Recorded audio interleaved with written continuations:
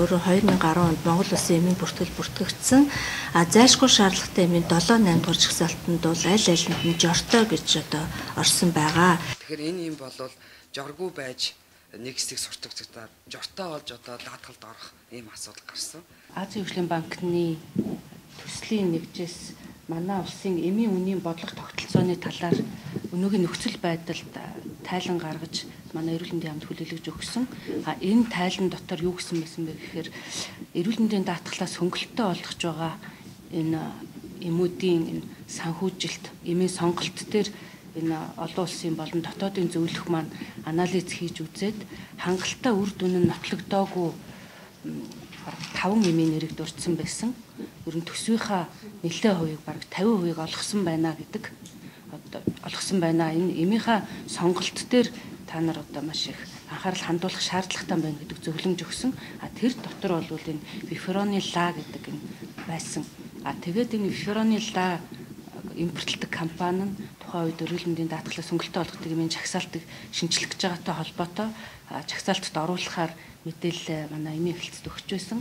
Тэр үед нь би энэ эмийн үнийг тухайн үед хариуцж ирсний үед тэр эмийн үнийг судалж үзэхэд бөөний үнэн нь жижиглэнгийн үнээс ашигын хувь нь өндөр байгааг хараад би тухайн компаниас асууж ирсэн л та.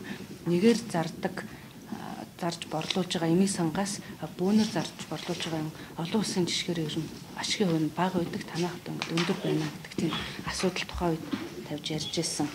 Тэгээд тийм учраас одоо тэрэн дээр санал нийлэхгүй байсан учраас даатгалаас хөнгөлөлтөй болох юмын жагсаалтад санал болгож явуулаагүй тухайн үед 3 дугаар нэг асуудал бол би сая энэ 2018 оны хавраас энэ эрүүл мэндийн даатгалаас хөнгөлөлтөй болгодог эмийн жагсаалтын ажлын хэсэгт орж ажилласан. Энэ жагсаалтын ажлын хэсэгт орж ажиллах явцад Вифероны ла бол жортой болгодог одоо эмэнд орсон байсан. Тэгээд яг тухайн үедээ судлаад үзэхэд энэ бол одоо зах зээлд чөлөөтэй зар сурчлагаа явуулдаг, жоргүй болгодог юм байсан мөртлөө тэр тухайн тушаалд жортой гэд орсон байсан. Тэгээд судлаад үзэхээр эмийн зөвлөлийн хурлаар жоргүй болгосон боловч яг нөгөө тухайн лайсмыг програм дээр жортой болгож засаагүйгээс болоод техник алдаагаар тушаал дээр жортой гэд орцсон байсан. Ингээд тэр тушаалыг дагаад даатгалаас хөнгөлөлтөй болгодог эмийн жагсаалтанд оруулсан. Гэхдээ бол тухайн эм бол жоргүй болгодог юм байсан. Одоо тэгээ энийг бол сая 7 сар эмийн зөвлөлийн хурлаар хэлцээд буцаагаад жортой болгосон байна лээ. Тэгэхээр одоо энэ юм бол буцаад одоо жортой болгодог юм учраас даатгалд орох боломжтой болчихж байна гэсэн үг. Бид нар бол цаашдаа одоо бол энэ эмийн зах зээлийн дараах тандал судалгааг бол хийх болно. Нөгөөтэйгөр бас энэ мэрэгжлийн одоо салбар зөвлөлүүдийн одоо энэ эм өнөөдөр яг ямар үндэслэлтэй нотлогоотой судалгаа энэ хүүхдийн дархлаанд яаж сөрөг нөлөө үзүүлэх вэ гэдэг талаарх ер нь энэ эмийн үйлчлэлийн талаар ч гэсэн олон улсын хэвлэл мэдээлэл болон ер нь бол энэ эмийн талаарх мэдээллийг одоо судалгаа нотлогоог бол мэрэгжлийн салбар зөвлөлүүдээс эрдэмтэн докторудаас бас одоо энэ судалгааг бол гаргахын тулд бол бид нэр мэрэгжлийн бүх салбар зөвлөлүүдтэй бол албан бичиг хургуулсан байгаа. Зарчмын үед бол үнэхээр бид нар энэ нотлогдоогүй үр дүн ягаагүй ийм мимиг одоо хэрэглэх юм ямарч боломжгүй байгаа. Олон улсын практикт ч гэсэн хамгийн гол юм дээр тавьж байгаа ийм эмнэлгийн хэрэгслээр тавьж байгаа юм бол нотлогоонд сурлагдсан үр дүн нь гарсан энэ нэмийг одоо тухайн орон авч хэрэглэх ийм одоо шаардлагыг олон улсын практик ч гэсэн тавьдаг. Дэлхийн эрүүл мэндийн байгууллагын зүдэнд ч гэсэн ийм байгаа. Тийм учраас энэ шаардлагын дагуу зохистой арга хэмжээг аваад явах боломжтой гэдэг үзэж байна. Оросын холбооны улсаас ирсэн академичаас яг бодлогын түвшинд яг энэ асуудлуудыг бас яригдж байсан учраас бид нар очиж асуусан. Харамсалтай миний тавьсан асуултанд бол хариулт өгөөгүй. За энэ компаниас яг холбогдох зах зээлийн дараах тандал судалгаа үйлдвэрлэгч маань өөрөө зах зээлийн дараах тандал судалгаа, аюулгүй байдлын судалгааг хийж явах үндсэн үүрэгтэй байдаг. За тэгээд тэр талынхаа судалгааныхаа материалыг авчираач гэсэн одоогоор бол авчирч өгөөгүй байна. За ер нь бол бид нар цаашдаа одоо салбарынхаа эрдэмтэн докторуудын санал бодол олон улсын гайдланд эмчилгээ онцлогооны гайдланд орсон уугүй юу? Монгол улсын эмчилгээ онцлогооны удирдам зааварт орсон эсэх энэ талаарх холбогдлолтой цаашид хэрэглэх асуудлаар дүгнэлтийг авахаас гадна ер нь бол Монгол улсад одоо хэрэглэгдэж байгаа хүүхдийн эмийн асуудлаараас онцгойлон анхаарч бодлогын түвшинд бол манай яамны зүгээс авч хэрэгжүүлэх хэрэгжүүлэх бүртгэлийн журамд өөрчлөлт оруулах шаардлагыг өндөржүүлэх ийм югаар чиглэлээр бол ажиллаж байгаа. За манай ажлын хэсгийн гишүүдээс бол саналаа бол ирүүлж байгаа. Хурлаар эслэгдээд бол энэ журам маань өөрчлөлтөнд гарах байгаа. Тэгэхээр интерферонд бол байгалийн молекул өөрөөр хэлбэл вирусын халдварт өртсөн дотор нь вирус ороод үржиж байгаа эсээс ялгараад тэр эсийнхээ апоптозыг өдөөх бусад эрүүл эсээ халдвараас сэргийлэх үйлдэл үзүүлдэг ийм байгалийн молекул. Тэгэхээр энийг бол 1957 онд нэгэ тэрнээс хойш эхлээд хүний эсүүдээс ялгаж авсан, дараа нь рекомбинант аргаар ялгаж авсан эмийн янз бүрийн хэлбэр болгоод хэрэгжилж байсан, одоо ч хэрэгжилж байгаа. Хэрэглэх гол заалт нь тодорхой вирусын эсрэг бэлтгэл байхгүй үед байгалийн тэр вирусын хамгаалтын механизмыг дэмжих гэдэг нь бол биед орлуулах зорилгоор байгалийнх нь интерферон дутмагшилтай байгаа гэж үзсэн эмгэг жамын хувьд ийм байгаа нөхцөлд орлуулах зорилгоор хэрэглэх заалттай байдаг. Гэхдээ энэний хэрэглээ бол нэлээд хязгаарлагдсан байдаг. Яагаад гэвэл гаж дам нөлөө нэлээд ихтэй. Хоёрдугаарт яг вирусын эсрэг үр дүн нь бол тийм өндөр байдгүй. Виферон гэдэг энэ нэр бол энэ бэлтгэл бол Оросын холбооны улсад үйлдвэрлэсэн. За энэ бол дан бэлтгэл биш, нийлмэл бэлтгэл юм байна лээ. Энэний бүрэлдэхүүнд нь бол токоферол буюу витамин Е ордог. Аскорбины хүчил ордог. Энэ хоёр бол маш хүчтэй антиоксидант судас бэхжүүлэгчд байдаг. Энэ хоёр бэлтгэл бол шулуун гидсний ханаар шимэгддэг.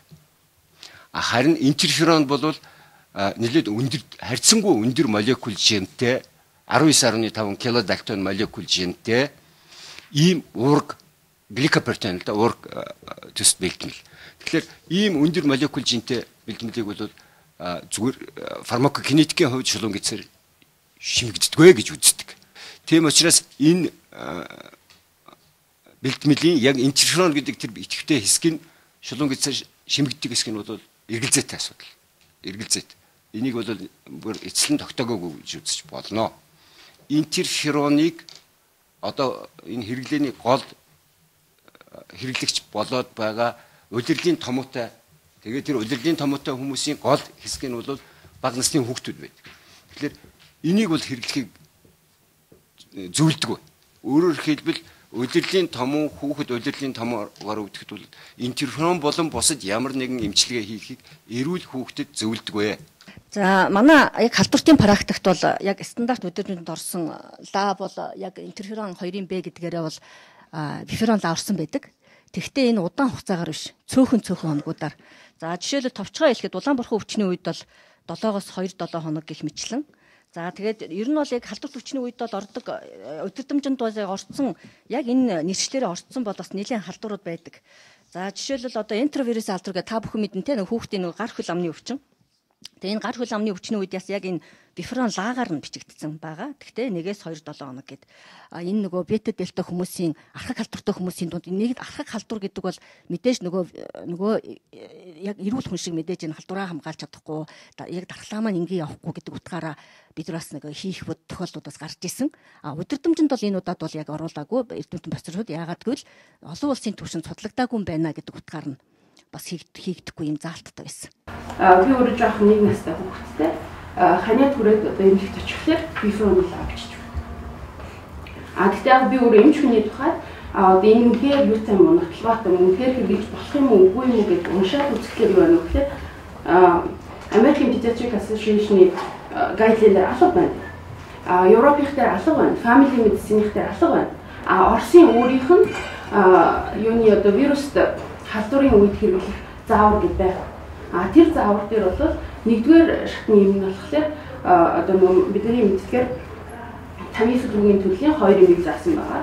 Хоёрдугаарт нь болохоор интерфероныг манад бол хэрэглэдэг. Гэхдээ комментар нь бол нотлогоо судалгаа багтаа тул энийг бол тэгж хамаагүй хэрэглэж болохгүй гэдэг өөрснийх нь гайдлайнаар зарчсан байна. Тэгэхээр бол бид нар тэгээд яг одоо ингээд том утгаар нь одоо clinical trial-ын хэр зүг явсан юм бэ гэдгийг үзэхлээр түрүүн энэ зөвхөн багш хэлж ирсэн PubMed-ээр хийгдсэн clinical trial-ээс ганцхан ширхэг байна. Тэр нь бол 38 хүн дээр хийсэн насанд хүрэгчдэд хийсэн ийм судалгаа. Тэгээд тэр бол вирус гепатит B-ийн үед хэрэгжилжсэн нэлээд одоо хуучны судалгаа. Тэрнээс хойш бид нэр вирус гепатит B дээр олон улсын түвшинд маш олон төрлийн одоо нөгөө хөгжлүүд гарчсан тэр юмнууд манай Монголд ороод ирчихсэн. Иргэн дадлын санаас хөнгөлчихсэн юм байж байгаа учраас тэрнийг бид нэр авч хэрэглээд шаардлага байхгүй гэж байна. Ийм ч болгон бифрон бичээд ахаар хичнээн олон хүн эмч ээж авахтай билээ. Тийм хичнээн олон хүн хичнээн олон тэрүүнийг уншиж үзээд судалж үзээд за би энэ явж ирсэн хүүхдээ өгөх хэрэггүй байна. Энэ ханиад гэдэг чинь зүгээр өөрийнхөө жамаар тэр 7-аас 10 хоногт идэвхтэй байна гэдгийг хэлэх учраас энэний тэр одоо өрхийн эмч нартаа энэ байж байгаа хүмүүстэй сургалтын маш сайн хийгээд энэ толгой дараах мөчтэй юм басаач гэсэн юм хэлсэн байхгүй. Хүүхдийн эмчийн хувьд бол биферон ла гэдгээс илүүтэй интерферон эмчилгээг ялангуяа бид нар одоо эрүүл хүүхд ханиад том өрсөн хүүхд бол дандаа эрүүл бүлгийн цэцэрлэгийн насны хүүхдүүд бидэнд хандж байгаа. Энэ хүүхдүүдэд бид нар яаран вирусын эсрэг бэлтгэл хэрэглэхээс илүүтэй одоо асаргаа сувилгаа гэрийн нөхцөлтэй одоо хийх боломжтой гэдгийг бол Дэлхийн эрүүл мэндийн байгууллага зөвлөж байгаа учраас бид нар энэ дагуул явж байгаа. Бид нар бол Дэлхийн эрүүл мэндийн байгууллагын зөвлөмжийн дагуу одоо үйл ажиллагаа явуулж байгаа байгууллага манай одоо 2017 оны зөвлөмжөд хүртэл энэ биферон лав бол байхгүй байгаа. Тэгэхээр бид нар бол яаран вирусын эсрэг бэлтгэл огтхон ч хэрэглэхгүй гэдэгт төр бол би зөвлөгөөг өгсөн байгаа. Суур өвчнгөө за эрүүл хүүхд улирлын томор өвдөж явах үед бол дархлаа дэмжих элдв бэлтгэл өгөх талаар манай хүүхдийн практикт хэрэглэж байгаа зонхлон тохиолдох өвчний өдөр томжинд ерөөсөй байхгүй. Харин дархлаа дарангуулгдсан сая зохицоохон багш ярьлаа те дархлаа дарангуулгдсан за дутуу нэраа хөвгцтэй мегалин халдвар онцлогдсон ч юм уу за мөн янз янзын халдварт өвчний үеийн зарим өдөр томжинд бол интерферон альфа 2B-г хэрэглэх юм зааврууд бол байт юм. Манай Монгол улсын хувьд бол энэ өрхийн эмнэлгийн практикт одоо эрүүл хүүхдийг авилгалын томоо туссан үед интерфероныг толгой дараалан хэрэглэх юм эмнэлзэн өдөртөмж байхгүй. За тийм учраас л бид одоо салбар зөвлөлийн өмнөөс бол бас энэ хүүхдийн эмчнэр өрхийн эмчнэрт бол бас одоо тодорхой сургалт явуулж хизээ ямар заалтаар яаж хэрэглэх талаар ийм сургалтыг явуулъя гэх ингэ бодож сууж байна. Хүүхдийн өвчин том өвчний үед бол тэр дундаа хэрэглэхгүй гадар яригадаад байгаа ялангуяа урьдчилан сэргийлэх байдлаар хэрэглэнэ гэсэн энэ одоо сурталчилгааны эсрэг бол маш олон жил бол бид нар энийг хэрэглэхгүй гэдгийг хэлсээр ярьсаар байгаа боловч харамсалтай нэмчнэр минь энэ юуны эмийн компаниудын сурталчилгаанд бол одоо дэндүү автагдаж энэ зүйлүүдийг хэрэгэлдэг. Сүүлийн 2 жил бол бид нар зөвхөн том өвчний үед хэрэглэх эмийн бэлтгэл эмчилгээний заалтуудыг гаргасан удирдамжийг боловсруулад бүр гарын авлага 2017 онд бол 500 өрхийн эмчт тарааж өгч ирсэн. 2018 онд бол одоо 2 удаагийн сургалт хийчихэд байна. Мөн одоо удирдамжуудаа бэлдэж ингэж өгч байгаа. За тэгээд тийм учраас бол энэ одоо эмнэлзэн удирдамжинд бол байхгүй гэсэн юм зүйлүүд байгаа. Дээр нь энэ эмийн компаниудын сурталчилгаа бол үнэхээр маш самбраагүй байгаа. Түрүүн цэгмэд эмч хэлсэн тэр компани удирдлага бол одоо бараг 3 цаг өрөөнд орж ирж энэ эмэн дээр бол одоо эсрэг сурталчилгаа хийсэн. Та нар бол хэрэглэгчийн эрх ашгийг хүндсэн 700,000 гаруй хүний эрх ашгийг бол одоо хохироож энэ төр гэд ингээд бүр өрөөнөөс гарч өгөхгүй зөндөө юм болж иж тэгээд одоо шүүх сэргийлэхтэй үгөө гэсэн ийм асуудал хүрчээж бол гарсан ийм зүйлүүд байгаа. Тэгээд сүүлийн үед бол яг энэ эмийн бэлтгэлтэй холбоотой ажил хийгдчих гэсэн дарамт ирж байгаа ийм тохиолдлуудаас байна. Тийм учраас энэ юмнууд бол одоо бас байж болморгүй зүйлүүд байгаа. Би заалтаар нь хэрэгжилж бодно. Түүнээс заалтгүй тохиолдолд бол энэ огт хэрэглэхгүй юм а гэдэг юмыг л маш сайн ойлгуулж өгөх хэрэгтэй байгаа юм байна гэсэн ийм ойлголттой байгаа. Баярлалаа. Зөвшөөрлгүй явж байгаа юм гэж ихтэй. Тэгээд тэр үдэмцэндээ бол бид нар энэ чадахгүй хоёр талын захиргааны талын эрх мэдэл бид нарт байхгүй. Энийг мэрэгжлийн хяналтын байгууллага хянах ёстой. Тэгэхээр энэ бас эрүүл яамд сайд тантад нэг юм хэлжмээр байна. Энэ хүний эрүүл мэндийн одоо байцаагч нарын дотоос ялангуяа энэ эмийн мэрэгжлийн хяналтын байцаагч нарыг яамны мэдлэлт авах байдгүй л мэрэгжлийн хяналтын байгууллагаас.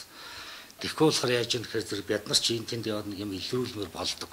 Тэр нэг торгох хэрэг байхгүй, юмыг хаах хэрэг байхгүй, хурааж авах хэрэг байхгүй. Тэгэхээр нөгөө мэрэгжлийн хяналтын байцаагч нарыг очиод үзгэж хэлэх хэрэг байхгүй. Ганцхан улсын мэрэгжлийн хяналтын байгууллагын газар хандана. Нөгөө төр нүлээж авах нөгөө юм мэдэхгүй. Тэр жаахан төвхтэй нэг дүүрэгт бол 100,000 гаруй хүн байгаа. 100 гаруй юмсан байгаа. Ганцхан байцаагч байгаа. Яаж дийлэх? За дээрээс нэг мэрэгжлийн хяналтын байгууллагыг яаж хийсэн гэхээр зэрэг нэг жилд нэг байцаагч 40 объект одоо шалгах ёстой гэсэн журам гаргасан тэрийгээ баримталдаг. Тэрийгээ дараа төлөвлөгөөнд оруулаад тэдэн сарын тэдэн тийм юмсанд очно гэдэг ингээд хэлсэн байгаа. Тэр нь бол эцэндээ хүрсэн байгаа. Тэгээд тэр өдөр очиж шалгасан шалгаагүй одоо тэргээ нэг зөрчил арга гарахгүй байлгүй дээ. Тэсэр үндсэндээ бол бид нар хяналтанд оролцож чадахгүй. Манай эрүүл мэндийн салбарын за хүүхдийн эмчнэр, манай эрүүл мэндийн яамны эмийн одоо бодлого хариуцсан хүмүүс, за манай халдвар судлаачид мэрэгжлийн зөвлөл, манай хүүхдийн эмчнэр эрдэмтэн мэрэгдэн манаас үгээ хэлж байна. За бид бол эрүүл мэндийн яам тухайлбал интерфероны лаг, за энэ вифероны лаг хэрэглэнээс бүрэн хасах тухай асуудал ерөөсөө яриаггүй. Нэгэнтээ бидний дэлхийн эрүүл мэндийн байгууллагын зөвлөмж, хүүхдийн салбар зөвлөлийн бас удирдамж, за Азийн хөгжлийн банкны шугамар хэрэгжсэн энэ эмийн асуудал арах төслийн дүн, за манай эмч мэрэгчлэнүүдийн бидэнд өгж байгаа анхааруулга, энэ бүхнээс үүдэн хүүхдэд болон за Д вирустай хүмүүст хэрэглэж байгаа олон улсын нэршлэн интерферон, за вифероны ла би зөв хэлж байна уу? За үүний хэрэглээг нотлохоонд үндэслэж хийе.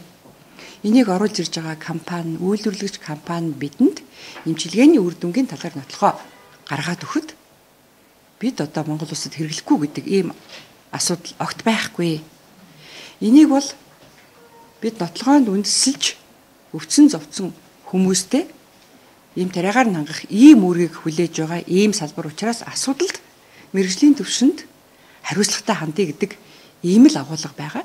Зөвхөн бидний нийтлэг нэг том эрх шиг бол Монголын хүн ам тэр дундаа ирээдүйн хойч үе маань чанарын баталгаатай эмчилгээний өндөр үр дүнтэй аюулгүй ийм тариаг өвдсөн үедээ хэрэглэх энэ боломжийг бүрдүүлэх нь эрүүл мэндийн салбарыг хариуцж байгаа сайд миний тангар хүргэсэн энэ салбарын ажилтнууд та бидний хамтын үүргээ биелүүлээ л гэж байгаа юм. Тэгээ өнөөдөр энэ интерфероны вифероны латай холбоотой асуудлаар манай мэрэгжлийн зөвлөл, манай Батбаяг доктор, сая цогцоохон багш маань, манай алтан цэцэг дарга.